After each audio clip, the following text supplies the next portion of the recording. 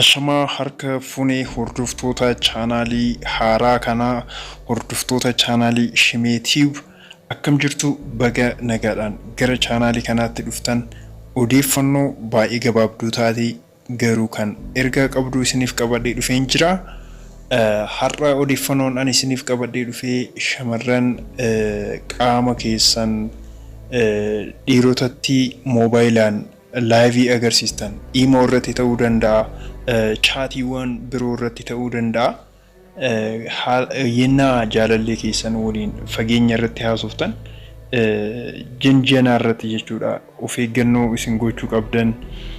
Namoonni akkamitti akka isin waraabuu danda'an viidiyoo haala itti isin waraaban xiqqoo waan isinitti himuu qabutu jira.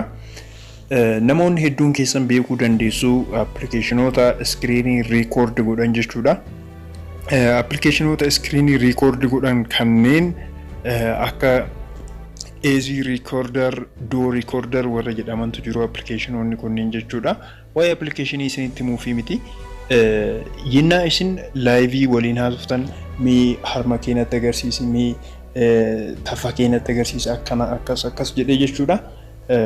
Isin record godhaa jiraachuu danda'a.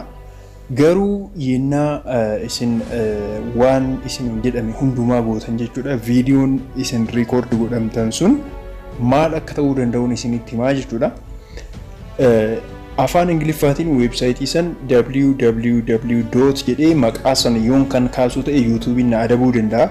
Maqaa jecha sanii jechuudha. Maaliif sekshuwaalii waan ta'eef waan heeyyamamaan ta'iniif yuutuubii irratti jechuudha wanti sun. Kanaaf viidiyoon keessan kan namoonni isin reekoordi godhan sun gurguramuu danda'a jechuudha. Mallaqaan gurguramuu danda'a jechuudha. Viidiyoon qaama saalaa mul'isu yookiin harma shamarranii kan mul'isu jechuudha. Emotional ta'anii namoonni miira keessa galanii aaktiin godhan sun ni barbaadama jechuudha. Namoonni miiliyoonotaan lakkaaman akkuma yuutuubii irratti isin viidiyoo daawwattan kana jechuudha. Chaanaaliiwwan akkasiisan irratti yoo viidiyoon keessan gadhiifame namoonni miliyoonotaan lakkaawaman achirratti viidiyoo sanniin ilaalu, viidiyoo sunniin irratti advertaayizii ni gala, mallaqa guddaa jenereet irraa godhu, mallaqa guddaa irraa argatu waan ta'eef jechuudha. Warroonni dhiiraa wantoota akkanaa kana yoo kan isin wantoota amma ani isinitti himaa jiru kan haala kanaan viidiyoo isin waraabuu waan danda'aniif qaama keessan gonkumayyuu aadaa keenyas miti, safuu keenyas miti. Please waan haaraadha. Muudii isinitti fakkaate yookiin istaayilii wayii isinitti fakkaate yookiin qaroomina isinitti fakkaate gowwummaa guddaa keessa akka galtanii qaamni keessan viidiyoo waraabamtanii viidiyoo saniin namoonni isin umrii keessan guutuu umriin keessan jiraattanii dabritanii jechuudha. Dhaloonni dhufu ilmi keessan ilma keessanii arguu danda'a waan san weebsaayitii kanarratti. Kanaaf dogongora guddaadha wanni kun jechuudha. Dogongora guddaadha. Qaama keessan gonkumaa nama isin bira hin jirretti gonkumaayyuu agarsiisuun sirrii miti. As duras yoo kan namoonni akkanatti isin waan akkanaa isin irratti yaalanii jiraatan ta'e yookiin hiriyaa keessan irratti yaalanii jiraatan ta'e namoonni akkanaa kunniin definitely nama badaadha jechuudha. So isinis waan akkanaa keessa akka hiriyoonni keessan hin galle, namoonni isin beektan waan akkanaa keessa akka hin galle gorsaa. Waan akkanaa yeroo ammaa kana ijoollee hedduu irratti ta'ee ijoolleen hedduu yennaa viidiyoo isaanii gadhiifamee argan yennaan booyan argaan jira jechuudha. Ijoolleen yennaa booyan waan akkanaa kana ta'ee jechuudha. Namoonni isin wajjin haasa'aa isin waraabuu hin danda'u. Appilikeeshinoonni akkasii ni jiru.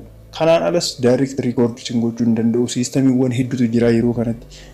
Namni qaama keessan bakka isin hin jirretti natti agarsiisi isin hin jedhu kuniyyuu nama fayyaa qabu moo maal barbaadeeti? Isiniyyuu gowwoomuu qabdanii garuu ijoolleen gowwoommachaa jirti.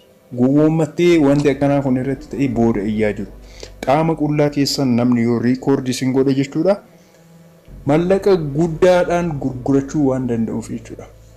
Akka muuziqaatti gurgurachuu danda'a ijoollee ishee. Akka gowwoommanni ijoolleen dargaggeeyyiin, ijoolleen biyya keenya, ijoolleen afaan Oromoo dhageessan aadaa biyya keessanis guddisaa, safuu keessanis kabajaa, ofis kabajaa, ofis waan akkanaa keessan galchinaan isiniin jedha.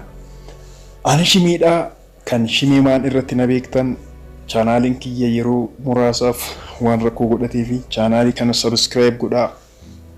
Kanarratti na hordofaa hanga chaanaaliin sun na deebi'utti asirra waliin turra. Kana sin cufnu jechuudha walumaan itti fufnaa yaada keessanaaf barreessaa gaafii qabdan na gaafadhaa. Baay'een isin jaaladhaa hundi keessan gorsa babbareedaa isinii qabadheen dhufa. Galatoomaa kanaadhaaf jennee asumatti gabaabsinaa. Goodbye.